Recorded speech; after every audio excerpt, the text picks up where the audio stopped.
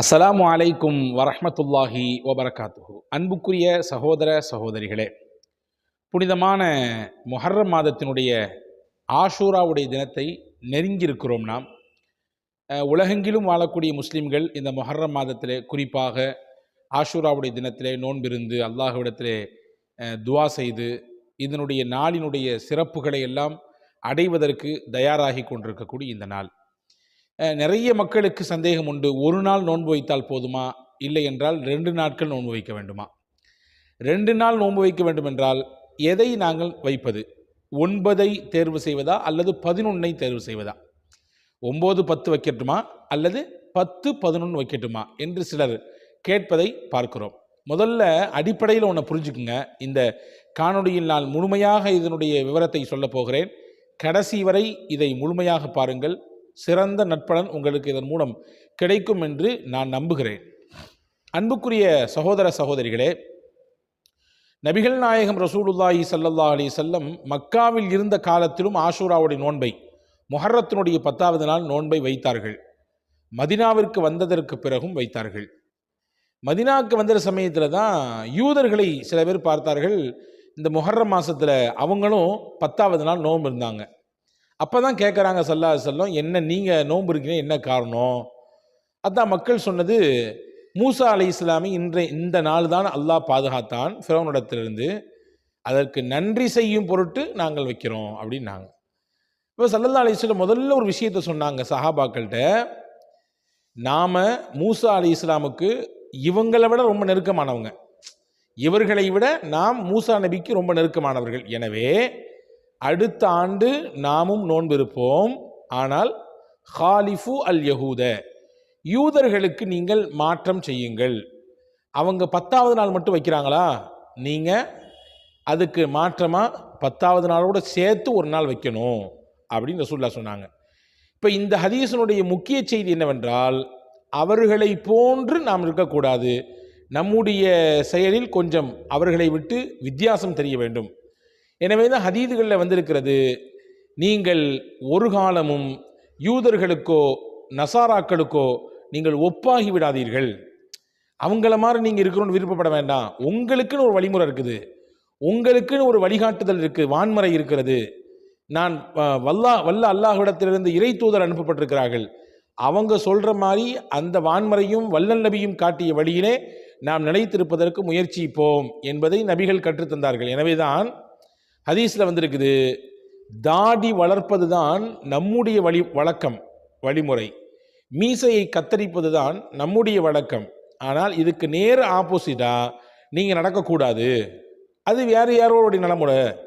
மீசையை பெருசாக வளர்த்துக்கிட்டு தாடியை ஃபுல்லாக கத்தரிச்சுக்கிட்டு அல்லது மொத்தமாக மடித்து கொண்டிருப்பது அது நம்முடைய வழக்கம் அல்ல, அது வேறு சிலருடைய பழக்கம். அதற்கு நாம் மாற்றம் செய்ய வேண்டும் என்று பெருமானார் ஸல்லல்லாஹு அலைஹி வஸல்லம் சொல்லியிருக்கிறார்கள். ஆக இந்த சமுதாயத்திற்கென்று, முஸ்லிம் சமூகத்திற்கென்று முஹம்மது நபி ஸல்லல்லாஹு அலைஹி வஸல்லம் காட்டி தந்த முன்மாதிரியான வாழ்க்கை இருக்கிறது. வழிகாட்டி நூலாக அல் குர்ஆன் இருக்கிறது. அதற்கு விளக்க உரையாக அருமை நாயகம் ஸல்லல்லாஹு அலைஹி வஸல்லமுடைய வாழ்க்கை இருக்கிறது, ஹதீஸ்கள் இருக்கிறது. அதுதான் நமக்கு வாழ்வியல் வழிகாட்டி. இப்போ இந்த புரிதலோடு இந்த விஷயத்திற்குள்ளே நாம் வருவோம்.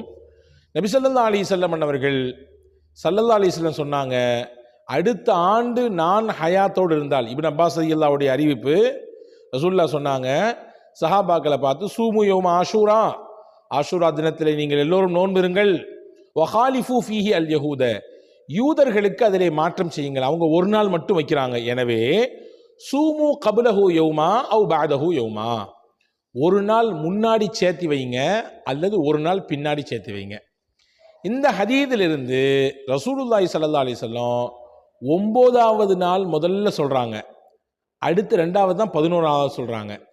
அந்த அடிப்படையில் பார்க்கும் பொழுது 9வது நாளை தேர்வு செய்வது சிறப்பு.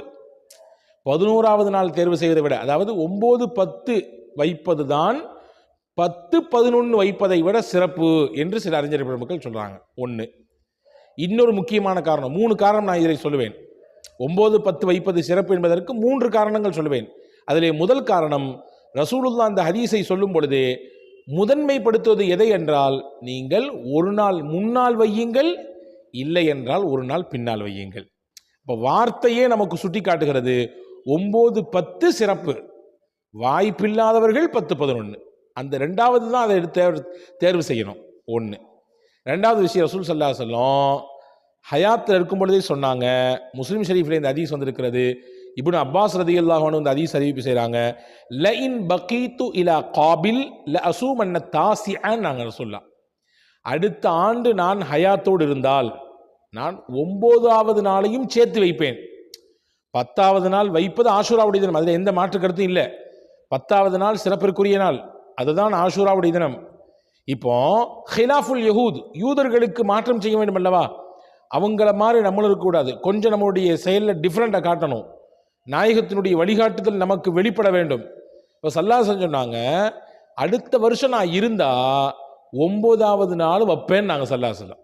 அப்போ இந்த ஹதீஸும் 9, 10 வைப்பது தான் சிறப்பு என்பதை சுட்டி காட்டுகிறது. ஏன்னா ரசூல்லா ஒரு நாள் முன்னாடி வைங்க அல்லது ஒரு நாள் பின்னாடி வைங்கன்னு சொன்ன நபிகள் நாயகம் அவர்களே சொல்லுகிறார்கள், நான் அடுத்த வருஷம் ஹயாத்தா இருந்தேன்னா 9வது நாள் சேர்த்து வைப்பேன்றாங்க.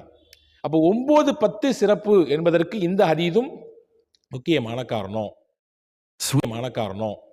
மூணாவது விஷயம், 9, 10 தேர்வு செய்வதற்குரிய முக்கியமான நோக்கங்களின் மூணாவது விஷயம், இன்னைக்குள்ள காலகட்டத்தில் நாளைக்கு என்ன நடக்குது என்பது இல்லை, அடுத்த 1 மணி நேரத்தில் என்ன நடக்கப் போகிறது என்பதை தெரியாத நிலையிலே நாம் தத்தளித்துக் கொண்டிருக்கிறோம். என்னவெல்லாமோ நடந்து விடுகிறது. மரணம் மனிதர்களை ஒவ்வொருவரையும் துரத்தி கொண்டே இருக்கிறது. அதிலிருந்து யாரும் தப்ப முடியாது என்பதை நம்பி இருக்கிறோம். மௌத்தை நம்பிதான் வாழ்க்கை, அதிலே மாற்றுக்கிறது இல்லை. எல்லாத்துக்கும் மரணம் வரதான் போகுது. ஆனால் ஒரு நாள் பிந்துவதை விட ஒரு நாள் நாம் முந்திவிட்டால் இதனுடைய மொத்த பலனையும் பெற்றுக்கொள்ளலாமே. வச்சுக்கங்களேன், 9வது நாள் நோன்பு வச்சுட்டோம், 10வது நாள் நோன்பு வச்சுட்டோம், பூர்த்தியாகி விட்டது, முடிந்து விட்டது. 11வது நாள் சேர்த்து வைக்கலேருந்து அடுத்த நாள் தானே, அந்த அடுத்த நாளைக்குள்ள எதுவும் நடக்காமல்ல, அந்த 11வது நாள் வருவதற்குள்ளால் எதுவும் நடக்காமல்லவா? அதனாலே 9ஐ தேர்வு செய்து 10ஓடு அதை இணைத்துக் கொள்வது என்பது சிறப்பு என்று அறிஞர்கள் சொல்கிறார்கள். அப்போ 11வது நாள் சேர்க்கவே கூடாதா அப்படின்னு நீங்கள் கேட்குறத பார்க்கறது எனக்கு தெரியுது. வைக்கலாம். யாருக்கென்றால் 9வது நாள் நோன்பை வைப்பதற்கு நெருக்கடியான சில சூழல் அல்லது ஏதோ சில தேவைகள் அவரை நெருக்கியது, ரொம்ப வேற வழியே இல்லை, அந்த நாள் நோன்பு வைக்க முடியாதுன்ற சூழல். அப்படி இருக்கும் பட்சத்திலே அப்படி இருக்கக்கூடிய நபர்கள் 9வது நாளை விட்டுவிட்டு 10ஐயும் 11ஐயும் வைத்துக் கொள்ளலாம். வாய்ப்பு உள்ளவர்கள் 9வது நாளை தேர்வு செய்து 9லும் 10லும் வைப்பதுதான் சிறந்தது என்று அறிஞர்கள் சொல்லித் தருகிறார்கள். எனவே இந்த காணொளியின் வழியாக உங்களுக்கு தெரிந்திருக்கும், புரிந்திருப்பீர்கள். 9, 10 என்ற இந்த 2 நாட்கள் மிக உன்னதமான நாட்கள். 10, 11ஐ தேர்வு செய்வதை விட 9வது நாளையும், முஹர்ரம் மாதத்தினுடைய 9வது நாளையும் 10வது நாளையும் தேர்வு செய்வது சிறப்பு என்பதை நீங்கள் கவனத்தில் கொள்ளுங்கள். எல்லா வருடமும் இதுதான். இந்த ஆண்டு, அதாவது ஹிஜ்ரி 1446வது வருடம், இந்த வருடம் 2024வது வருடம், இந்த வருடம் வரக்கூடிய நாளைய தினம், அதாவது செவ்வாய்க்கிழமை 9வது நாளாக இருக்கிறது, புதன்கிழமை 10வது நாளாக இருக்கிறது. எனவே செவ்வாய்க்கிழமை பகலிலும் புதன்கிழமை பகலிலும் நோன்பிருந்து இந்த 2 நாளுக்குரிய மிகச்சிறந்த சிறப்புகளை முழுமையாக பெற்றுக்கொள்வதற்கு நீங்களும் நானும் எல்லா மக்களும் முயற்சிப்போமாக. வல்ல அல்லாஹ் துணை செய்யட்டும். வஸ்ஸலாம். அஸ்ஸலாமு அலைக்கும்.